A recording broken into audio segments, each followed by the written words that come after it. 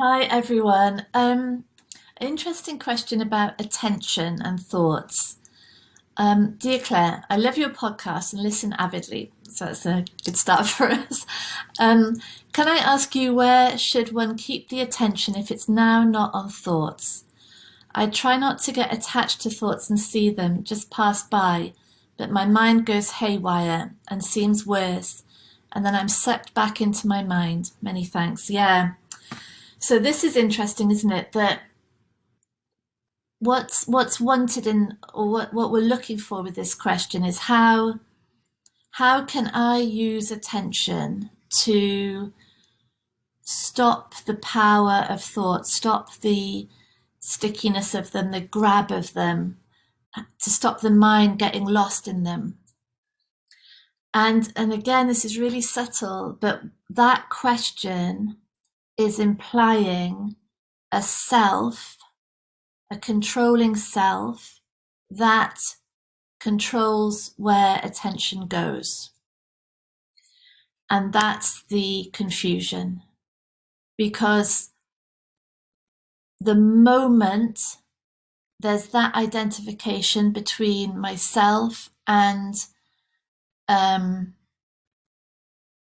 the controlling of anything, the doing of anything, um, the ability to choose, the ability to stop things happening, or to only allow certain experiences, certain thoughts, that identification of ourselves as the sort of spider in the web that controls attention, controls all these things, that's the confusion. And that's the thing that is continuing to ramp up the suffering. And so, like like you said, this I try not to get attached to my thoughts and see them just pass by, but my mind goes haywire and seems worse, and then I'm sucked back into my mind. Yeah. So this is the problem, isn't it? That we're the effort of trying not to get lost in thoughts is an effort coming from the belief that says, I, me, am separate from thoughts, and I, me, should be controlling them. And I, me, am responsible for this suffering somehow, and I, me, need to stop it. That's the thing. That's the confusion, because really, the truth of it all is that the I, me, as a controller exists in thought.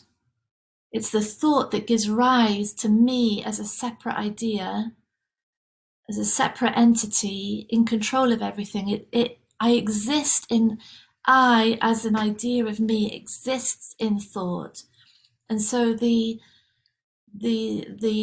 idea that this I, me, can control thoughts or even separate out from them, to watch them go by, to accept them, blah blah, that is just more activity of thought. This is why I truly think this is why mental health is in such crisis, is because the attempt to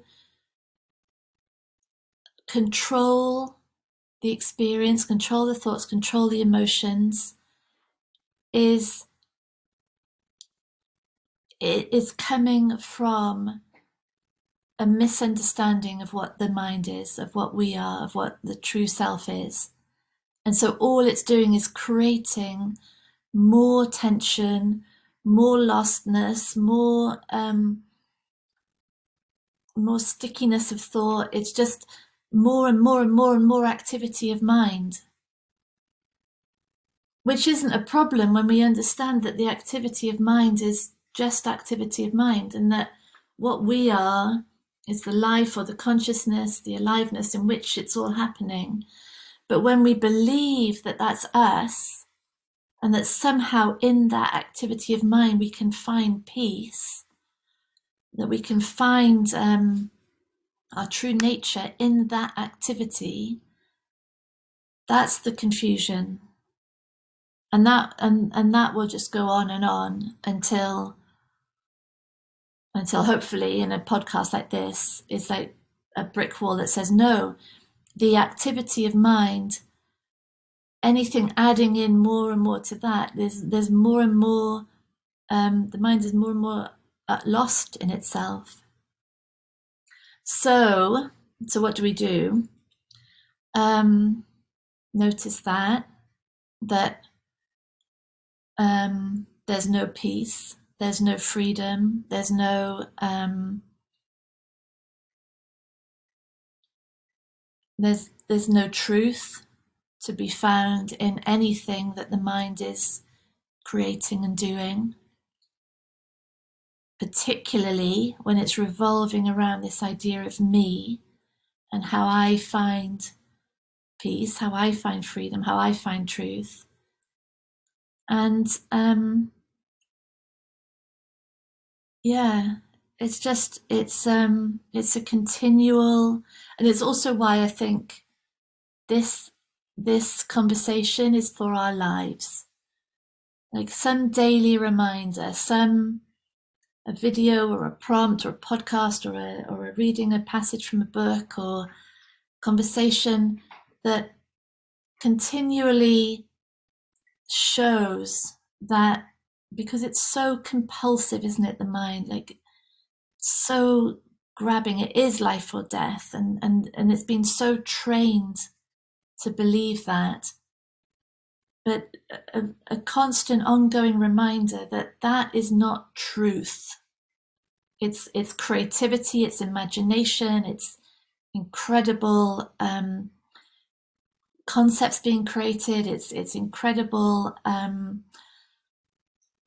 invention, but it's not true. There will never be truth found in it. There will never be peace found in it. And we can wake up in the middle of the night and our mind is whirring, trying to find peace in those thoughts, and the activity of it is hiding the peace that we already are, regardless of what's going on in the mind. Yeah, so it's a big question. That it's the ultimate question. So I'm so grateful that you raised it. Thank you. So much love. Bye.